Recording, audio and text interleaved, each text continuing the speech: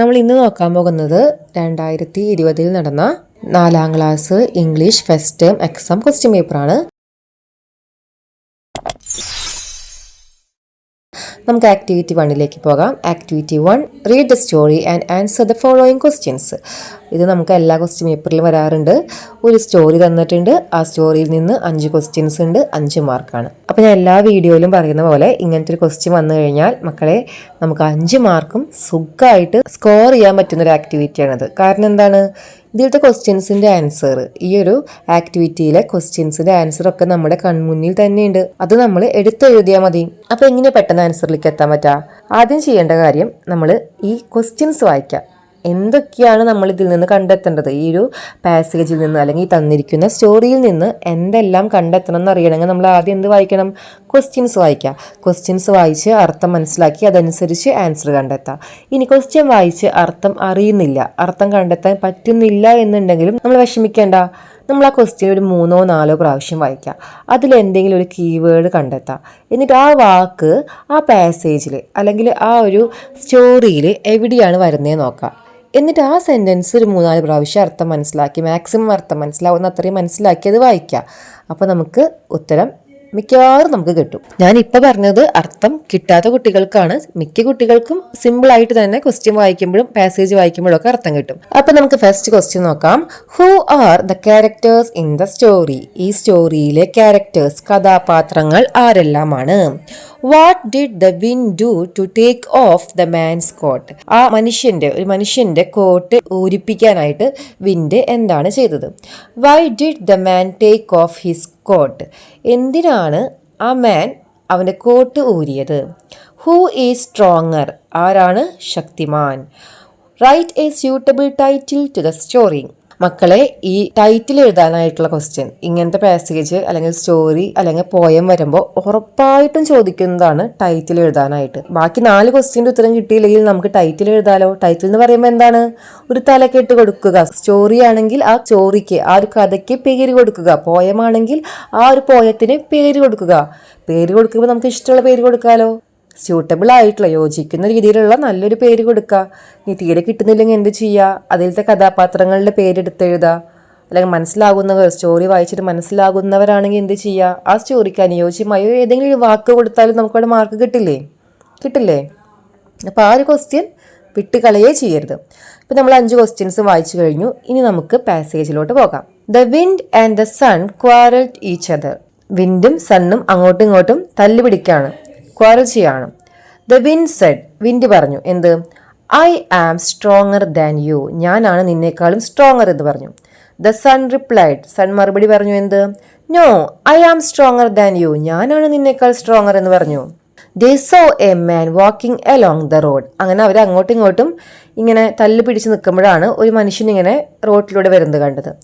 I can take off his coat said the wind. അപ്പോൾ wind പറഞ്ഞു എനിക്ക് അയാളുടെ കോട്ട് ഊരിപ്പിക്കാനായിട്ട് സാധിക്കും. The wind blew and blew. അതും പറഞ്ഞ് വിൻഡ് എന്ത് ചെയ്തു? ആഞ്ഞിങ്ങനെ വീശിക്കൊണ്ടിരുന്നു. But he couldn't take off the man's coat. എത്രയൊക്കെ ആഞ്ഞ് വീശിയിട്ടും ഈ മനുഷ്യന്റെ കോട്ട് ഊരിയെടുക്കാനായിട്ട് വിൻഡിനെ സാധിച്ചില്ല. I can take off his coat said the sun. Sun പറഞ്ഞു എനിക്ക് ഇവന്റെ കോട്ട് ഊരിപ്പിക്കാനായിട്ട് സാധിക്കും. And the sun ഷൈൻഡ് bright. അങ്ങനെ നന്നായിട്ട് ഷൈൻ ചെയ്തു. അപ്പോൾ എന്തുണ്ടാവും? നല്ല ചൂട് വരും അല്ലേ? അപ്പോൾ എന്തുണ്ടായി? The man felt hot and took off his coat. ആ മനുഷ്യനെ ചൂടെടുത്തിട്ട് എന്ത് ചെയ്തു? കോട്ട് ഊരി. ചെറിയ സ്റ്റോറിയാണ്. അപ്പോൾ ഫസ്റ്റ് ക്വസ്റ്റ്യൻ നോക്കിയേ. Who are the characters in the story? ഈ സ്റ്റോറിയിലെ ക്യാരക്ടേഴ്സ് ആരെല്ലാമാണ്? ആരൊക്കെയാണ് മെയിൻ ക്യാരക്ടേഴ്സ് ആയിട്ട് വരുന്നത്? ദ വിൻഡ്, ദ സൺ, പിന്നെ വരുന്നത് എ മാൻ. അടുത്തത്, what did the wind do to take off the man's coat? Coat ഊരിപ്പിക്കാനായിട്ട് വിൻഡ് എന്താണ് ചെയ്തത്? The wind blew and blew. അടുത്തത്, why did the man take off his coat? Coat ഊരാൻ കാരണം എന്തായിരുന്നു? റിയൽ കാരണം എന്തായിരുന്നു? The man felt hot and took off his coat. അതാണ് ലാസ്റ്റ് ലൈൻ വരുന്നത് അല്ലേ? ചൂടെടുത്തത് കൊണ്ടാണ് കോട്ട് ഊരിയത്. Who is stronger? അപ്പോൾ ആരാണ് സ്ട്രോങ്ങർ? സൺ ആണ് stronger. The sun. Last question, write a suitable title to the story. സ്റ്റോറിക്ക് ഉചിതമായ ഒരു തലക്കെട്ട് കൊടുക്കുക. നമുക്ക് ഇഷ്ടമുള്ളത് കൊടുക്കാം. ഞാനിവിടെ the sun and the wind എന്ന് കൊടുക്കുന്നു. ഫുൾ മാർക്ക് സിമ്പിൾ ആയിട്ട് സ്കോർ ചെയ്യാൻ പറ്റുന്ന ആക്ടിവിറ്റി ആയിരുന്നു അത്. അടുത്തത് ആക്ടിവിറ്റി 2 എന്താണ്? Picture description. തന്നിരിക്കുന്ന പിക്ചറിനെ ഡിസ്ക്രൈബ് ചെയ്യുക. എപ്പോഴും ഞാൻ പറയുന്ന പോലെ എങ്ങനെ ഡിസ്ക്രൈബ് ചെയ്യുന്നത്? ആ പിക്ചറിലുള്ള ഓരോരോ കാര്യങ്ങളിനെ ഓരോരോ സെന്റൻസ് ആക്കി എഴുതുക, അത്രയേ ഉള്ളൂ. അപ്പോൾ നമുക്കിവിടെ നോക്കാം എന്താണുള്ളത്. A girl is launching A paper boat in A pond. ഒരു പെൺകുട്ടി അവിടെ ഒരു പേപ്പർ ബോട്ട് ഒരു പോണ്ടിലേക്ക്, പോണ്ടോ റിവറോ അത് നിങ്ങളുടെ ഇഷ്ടം അനുസരിച്ച് ചെയ്യാം. A turtle and A fish is swimming in this pond. They are watching the girl launching the paper boat. There are 2 houses behind the girl. പെൺകുട്ടിയുടെ പുറകുവശത്തിലായിട്ട് ബാക്കിലായിട്ട് 2 വീടുകൾ കാണാം. There is a huge tree near the house. The sun is shining bright. അങ്ങനെ എഴുതാം. അല്ലെങ്കിൽ എന്ത് എഴുതാം? The sun is smiling. ഇവിടെ sun ചിരിച്ചു നിൽക്കുന്ന കാണാം അല്ലേ? അപ്പോൾ the sun is smiling എന്ന് എഴുതാം. അല്ലെങ്കിൽ സണ്ണ് ഉണ്ടെങ്കിൽ, പിക്ചറിൽ സണ്ണ് ഉണ്ടെങ്കിൽ the sun is shining bright എന്ന് എഴുതാം. അല്ലെങ്കിൽ it is a sunny day എന്ന് എഴുതാം. ഇതൊക്കെ സണ്ണ് ഉണ്ടെങ്കിൽ എഴുതാൻ പറ്റുന്ന പോയൻസ് ആണ്. പിന്നെ എന്ത് എഴുതാം? Girl seems to be so happy. ആ പെൺകുട്ടി നന്നായിട്ട് സന്തോഷിച്ചിരിക്കുന്ന പോലെയാണ് തോന്നുന്നത് കണ്ടിട്ട്. അങ്ങനെ എഴുതാം. അങ്ങനെ ഈ പിക്ചറിൽ എന്തൊക്കെയാണോ ഉള്ളത് അതൊക്കെ നമുക്ക് എഴുതാം. അപ്പോൾ ഈ ഒരു പിക്ചർ ഡിസ്ക്രിപ്ഷൻ നോക്കുമ്പോൾ തന്നെ നമുക്ക് മനസ്സിലായി ഇതിനകത്ത് ഒരുപാട് കീവേഡ്സ് വരുന്നുണ്ട്. ശ്രദ്ധിച്ച് നോക്കുകയാണെങ്കിൽ നോക്കാം. There is A huge tree near the house. വീടിൻ്റെ അടുത്ത് ഒരു വലിയ മരമുണ്ട്. ഇപ്പം നിയർ എന്ന് പറഞ്ഞ വാക്ക് നമുക്ക് ആവശ്യമാണ്.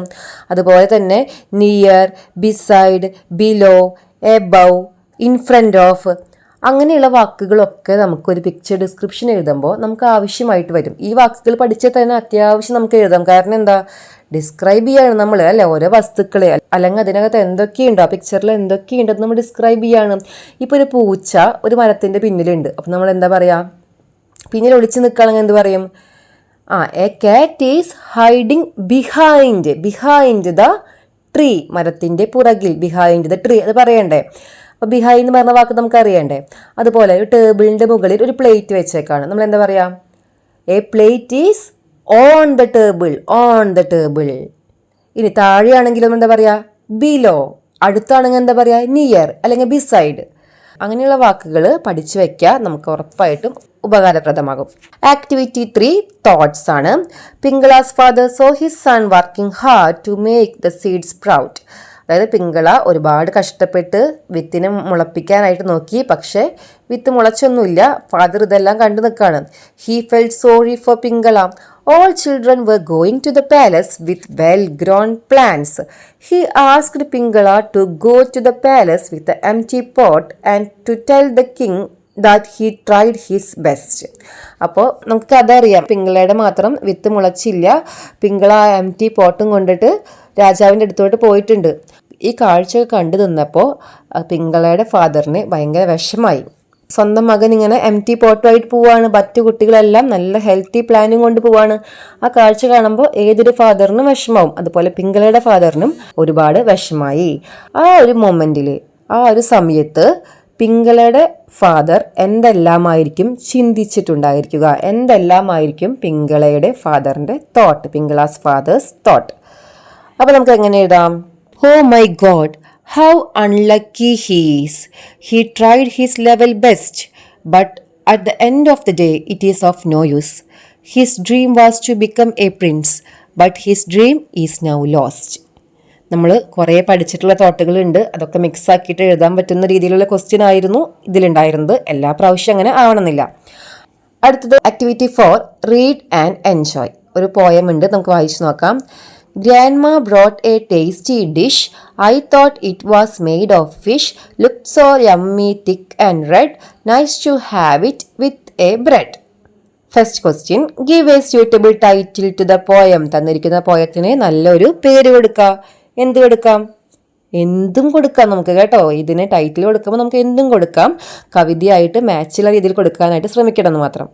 ഇപ്പം ഞാനിവിടെ ഗ്രാൻഡ് മാസ് ഡിഷ് അല്ലെങ്കിൽ ടേസ്റ്റി ഡിഷ് എന്നൊക്കെ നമുക്ക് കൊടുക്കാം. Question B. Find out the rhyming words and write below. തന്നിരിക്കുന്ന പോയം വായിച്ച് അതിലെ റൈമിംഗ് വേർഡ്സ് എടുത്തെഴുതുക. അപ്പോൾ എന്താണ് റൈമിംഗ് വേർഡ്സ്? റൈമിംഗ് വേർഡ്സ് നമ്മൾ ടെക്സ്റ്റ് ബുക്കിൽ പഠിക്കുന്ന ഒരു ആക്ടിവിറ്റിയാണ്, പഠിക്കുന്ന ഒരു കാര്യമാണ് റൈമിംഗ് വേർഡ്സ്. എന്നാലും ഒന്നും കൂടിയും പറയാം. റൈമിംഗ് വേർഡ്സ് എന്ന് വെച്ച് കഴിഞ്ഞാൽ 2 അതിലധികമോ വാക്കുകളുടെ എൻഡിങ് സൗണ്ട്, ആ വാക്ക് അവസാനിക്കുന്ന സൗണ്ട് ഏകദേശം ഒരേപോലെ ഇരിക്കും, അല്ലെങ്കിൽ ഒരേപോലെ ഇരിക്കും എന്ന് തന്നെ പറയാം. ഒന്നും കൂടി പറയാം. 2 അതിലധികമോ വാക്കുകളുടെ ആ വാക്ക് പറയുമ്പോൾ അവസാനിക്കും, ആ സൗണ്ട് അവസാനിക്കില്ലേ, അവസാനിക്കുന്നത് ഏകദേശം ഒരേപോലെ ആയിരിക്കും ഉണ്ടായിരിക്കുക. അതിനെയാണ് നമ്മൾ റൈമിംഗ് വേർഡ്സ് എന്ന് പറയുന്നത്. അപ്പോൾ ഈ പോയം നോക്കിയേ, ഇതിൽ റൈമിംഗ് വേർഡ്സ് എന്തൊക്കെയാണ് വരുന്നത്? ഡിഷ്, ഫിഷ്, കണ്ടോ? അത് അവസാനിക്കുന്നത്, 2 വാക്കുകൾ അവസാനിക്കുന്നത് ഏകദേശം ഒരേപോലെയാണ്. പിന്നെ ഏതാ വരുന്നത്? Red, bread. പിന്നെ എന്താ വരുന്നത്? Brought, thought. ആ വാക്കുകളൊക്കെ നമ്മൾ പ്രൊനൗൺസ് ചെയ്യുമ്പോൾ ഏകദേശം ഒരേപോലെയാണ് അവസാനിക്കുക. What is the poem about? ഈ പോയം എന്തിനെ കുറിച്ചായിരുന്നു? Grandma's dish. ഇനി ലാസ്റ്റ് ആക്ടിവിറ്റി ആണ് conversation. The boy was wandering by the side of the stream. He saw a girl sitting near the stream and launching paper boards. അപ്പോൾ ഒരു ആൺകുട്ടി ഇങ്ങനെ എന്ത് ചെയ്യായിരുന്നു? ഒരു സ്ട്രീമിൻ്റെ അടുത്ത് കൂടെ നടന്നു പോവായിരുന്നു. അപ്പോൾ എന്ത് കണ്ടു? ഒരു പെൺകുട്ടി പേപ്പർ ബോർഡ്സ് വെള്ളത്തിലോട്ട്, ഈ സ്ട്രീമിലോട്ട് ഒഴുക്കുന്നത് കണ്ടു. Yellow, blue, red, they were in many colours. പല പല നിറത്തിലുള്ള ബോട്ടുകളായിരുന്നത്. He didn't know how to make paper boats. അപ്പോൾ ഈ ആൺകുട്ടിക്ക് പേപ്പർ ബോട്ട് ഉണ്ടാക്കാനായിട്ട് അറിയുന്നില്ല എന്നാണ് പറയണേ. He gazed at the colourful boats. He approached the girl. അപ്പോൾ ആളിങ്ങനെ പേപ്പർ ബോട്ടിലോട്ടൊക്കെ നോക്കിയിരുന്നു. അങ്ങനെ ഈ പെൺകുട്ടിയുടെ അടുത്തേക്ക് വരാണ്, സംസാരിക്കാൻ വരാണ്. അങ്ങനെയാണെങ്കിൽ ആ ഒരു സിറ്റുവേഷനിൽ ആ ആൺകുട്ടിയും ആ പെൺകുട്ടിയും തമ്മിൽ എന്തൊക്കെ സംസാരിച്ചിരിക്കാം എന്നാണ് ക്വസ്റ്റ്യൻ. അപ്പോൾ ഇവിടെ ഓൾറെഡി നമുക്കൊരു സിറ്റുവേഷൻ തന്നിട്ടുണ്ട്. നമ്മുടെ സ്റ്റോറിയായിട്ട് ബന്ധമില്ലാത്ത ഒരു സിറ്റുവേഷൻ ഉണ്ടെന്ന് നമുക്ക് വേണമെങ്കിൽ പറയാം. അപ്പോൾ നമ്മൾ എന്ത് ചെയ്യണം? ആ തന്നിരിക്കുന്ന സിറ്റുവേഷൻ അനുസരിച്ച് വേണം ഒരു കോൺവെർസേഷൻ എഴുതാൻ. അപ്പോൾ ഇവിടുത്തെ സിറ്റുവേഷൻ എന്താണ്? ആൺകുട്ടിക്ക് പേപ്പർ ബോട്ട് ഉണ്ടാക്കാൻ അറിയില്ല. അപ്പോൾ ഈ പേപ്പർ ബോട്ടൊക്കെ പെൺകുട്ടിയുടെ കയ്യിൽ കണ്ടിട്ട് ആൺകുട്ടി ആ പെൺകുട്ടിയുടെ അടുത്തേക്ക് വരാണ്. അപ്പോൾ അവർ തമ്മിൽ സംസാരിക്കുന്ന കാര്യം വേണം നമ്മളിവിടെ ഉണ്ടാക്കി എഴുതാനായിട്ട്. അപ്പോൾ ക്വസ്റ്റ്യൻ പേപ്പറിൽ തന്നിട്ടുണ്ട്. ബോയ് പറയാണ്, how beautiful these boats are, who made all these. കണ്ടോ? അതാണ് സ്റ്റാർട്ടിങ്, കോൺവെർസേഷൻ്റെ സ്റ്റാർട്ടിങ് തന്നെ ഈ പേപ്പർ ബോട്ടിനെ കുറിച്ചിട്ടാണ്. എന്താ പറയുന്ന ബോയ് അതിലെ?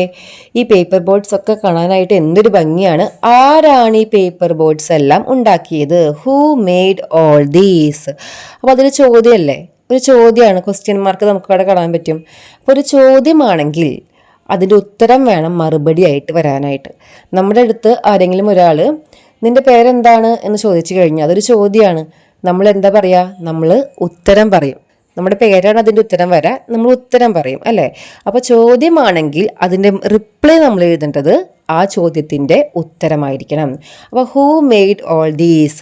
ആ പെൺകുട്ടി അപ്പോൾ എന്തായിരിക്കും പറയുക? ആരാ ഉണ്ടാക്കി കൊടുത്തത്? ആ പെൺകുട്ടി പറയും, my aunt Arundhati made all these boats. എൻ്റെ ആൻറ്റി അരുന്ധതിയാണ് ഈ ബോട്ടുകളെല്ലാം ഉണ്ടാക്കിയത്. അപ്പോൾ ബോയ് ചോദിക്കുകയാണ്, do you know how to make a paper boat. നിനക്ക് പേപ്പർ ബോട്ട് ഉണ്ടാക്കാൻ അറിയോ? വീണ്ടും നോക്ക്, അതൊരു ചോദ്യമാണ്. പേപ്പർ ബോട്ട് ഉണ്ടാക്കാൻ അറിയുമോ എന്ന് ചോദിച്ചാൽ നമുക്ക് എന്ത് പറയണം? ഒന്നെങ്കിൽ അറിയുമെന്ന് പറയണം, അല്ലെങ്കിൽ അറിയില്ല എന്ന് പറയണം. അപ്പോൾ ഇവിടെ ടീച്ചർ എഴുതിയേക്കുന്നത് നോ ഐ ഡോണ്ട്, എനിക്കറിയില്ല എന്ന് പെൺകുട്ടി പറഞ്ഞു. അപ്പോൾ ആൺകുട്ടി പറയാണ്, ബോയ് പറയാണ്, I wish I could learn making them. അപ്പോൾ എനിക്ക് ഈ പേപ്പർ ബോട്ട് ഉണ്ടാക്കാൻ പഠിക്കണമെന്ന് ആഗ്രഹമുണ്ട് എന്ന് പറയാണ്. പെൺകുട്ടി പറയാണ്, മീ ടു, എനിക്കും. Let's ask aunt to teach us. നമുക്ക് ആൻറ്റിയോടൊന്ന് ചോദിച്ച് നോക്കാം, നമുക്ക് പഠിപ്പിച്ച് തരുമോ എന്ന് ചോദിക്കാം എന്ന് പറയാണ്. അപ്പോൾ ആൺകുട്ടി പറയാണ്, wow that will be so much fun, come on let's go. അപ്പോൾ സിമ്പിളായിട്ട് നമുക്ക് ഈ ഒരു കോൺവെർസേഷൻ ബിൽഡപ്പ് ചെയ്യാനായിട്ട് പറ്റി. തന്നിരിക്കുന്ന സിറ്റുവേഷൻ നന്നായി വായിച്ച് മനസ്സിലാക്കിയിട്ട് വേണം കോൺവെർസേഷൻ എഴുതാനായിട്ട്. ഇതുപോലെയുള്ള ഒരുപാട് കോൺവെർസേഷൻ്റെ മോഡൽസ് ഞാൻ ഒരു വീഡിയോ ആയിട്ട് ചെയ്തിട്ടുണ്ട്. How to write a conversation എന്ന് പറഞ്ഞൊരു വീഡിയോ ആയിട്ട് ചെയ്തിട്ടുണ്ട്. അതിൻ്റെ ലിങ്ക് ഞാൻ ഡിസ്ക്രിപ്ഷൻ ബോക്സിലും കമൻറ്റ് ബോക്സിലും കൊടുക്കാം. ഈ വീഡിയോ കണ്ടതിന് ശേഷം നിങ്ങൾക്ക് കമൻറ്റ് ബോക്സ് ഓണാക്കി കഴിഞ്ഞാൽ ആ ലിങ്ക് കാണാൻ പറ്റും. ആ ലിങ്ക് ക്ലിക്ക് ചെയ്ത് കഴിഞ്ഞാൽ ആ വീഡിയോസ് ഒക്കെ കിട്ടും കേട്ടോ. അപ്പോൾ ഇത്രയേ ഉള്ളൂ ഈ ഒരു question paper. Easy question paper ആയിരുന്നു. ഒരുപാട് ക്വസ്റ്റ്യൻ പേപ്പേഴ്സ് നിങ്ങൾ റിവൈസ് ചെയ്യുക. അപ്പോൾ എക്സാം നന്നായിട്ട് അറ്റൻഡ് ചെയ്യാൻ പറ്റും. വീഡിയോ ഇഷ്ടമായെങ്കിൽ ചാനൽ സബ്സ്ക്രൈബ് ചെയ്യാനായിട്ട് ആരും മറക്കരുത്. ലൈക്ക് ചെയ്യാൻ മറക്കരുത്. നിങ്ങൾക്ക് കമൻറ്റ് ചെയ്യാം. കൂട്ടുകാർക്ക് എല്ലാവർക്കും ഷെയർ ചെയ്ത് കൊടുക്കാം.